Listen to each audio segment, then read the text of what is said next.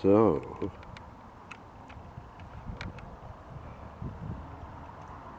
those are bricks from a kiln, a large kiln. Um, they're most likely from the cement plant. That would be a cement kiln for taking caliche or lime and baking the water out of it and grinding it up and calling it cement. What am I doing with these things? We'll come back to them. This is a porch. um, but the only real usable part of the porch is this small concrete slab with the rocking chair and the mat and the rock on it. My entrance sign thing there, that's a carving from probably from India. And the dude in the middle, he's playing a banjo. You know it's not a banjo, but it's got that Fender curved, reversed headstock and the banjo. But anyway, back to this is an episode of Home in Jerome. What I'm going to do is make sure that these bricks are added to the whole strip. There's a strip between the posts and what's already been put down for a floor, so to speak, in the form of those bricks. I may take them out, but first I'm going to fill in that space with bricks like this. I have a collection. Those are small, rather thin, and would lend themselves to filling that space up quickly, but quickly, there's no time. That's not what they're for. I'm hoping to use these. Now let's zoom in on one here. They're curved. A kiln is a big dome, so those things are curved. They're arched here and here, and they also have an angle that would end up projecting to the center point of the circle. That angle is the radius. Well, anyway, moving right along, if you try to, these were removed from the yard of a house that my son bought for the, to live in. But when you're trying to pave, they were using these as pavers. Boy, digging the trench for those things. They're using them for pavers, and they're all uneven and curved, and some of them are curved possibly in two directions. I mean,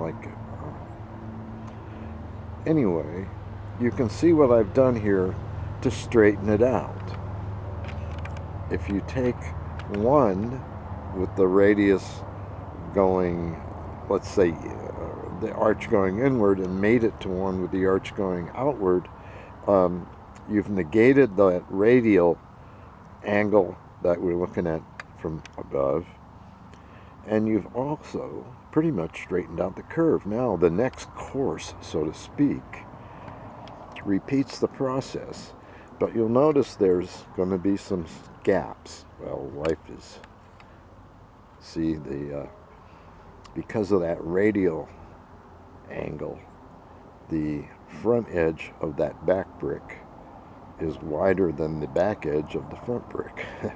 So that's all got to be dealt with and integrated. There's ways to deal with that, but I haven't got there yet. I think it takes care of itself, because the next brick that goes in there, you see, will reverse that trend. Anyway, I'm going to be playing with these bricks and trying to fill that in. Wee doggies. Well, it's working. It's working. They're looking pretty strategically armed and ready around the clock. Anyway, we're going to march down. The next thing we're hitting is those bricks. And the edge of those bricks is kind of raggedy, so we're going to draw our own line with the new bricks, the new bigger pavers, and go back later and fill this in with more of these. I have to go to Cottonwood and pick up, 20 or 30 at a time. They're very heavy, so it'll take a couple of weeks. Well, it's coming along. I got 2 courses of those wavy bricks, and now I'm laying in some different width 6-inch bricks. And we'll do another row of those after we finish this row. And we got to pull up the old mullein plant here. It's made a bunch of seeds, and it's time to get ready for winter. Well, we've laid down another course. There's 4 courses total now. We get right to here, and there's a couple of details we'll work out when we get to the end. One more course will take us right up to the front of those 4x4 posts. Then we'll be done. Well, I have a porch. That part's pretty bad, but I didn't do that. We're going to come back and fill that in with more of these bricks. It ain't perfect. You can see I'm working in the corner here. I got to find some special pieces to finish the corner out. That side's about in the same condition. It's not quite as in need of detailing, but I'm very happy with it. I've done this for a reason. We'll see what that is shortly. So, it's the afternoon of the next day. I had stuff stored in a few of those cabinets, and I had it all pulled out to move the cabinets. I was sitting on the side porch, and then 8 o'clock this morning I hear thunder. Freak out.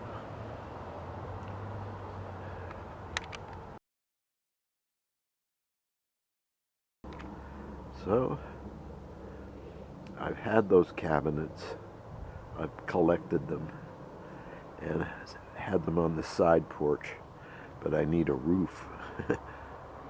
And anyway, I've emptied them and moved them to the new floor. That space there between where the chair is and all that new brickwork that I did, block work, was never used. It was mud when it rained. The water from the eaves would just drop down and flow into that big space there, pretty much. So that is probably my next project. It's probably going to go away.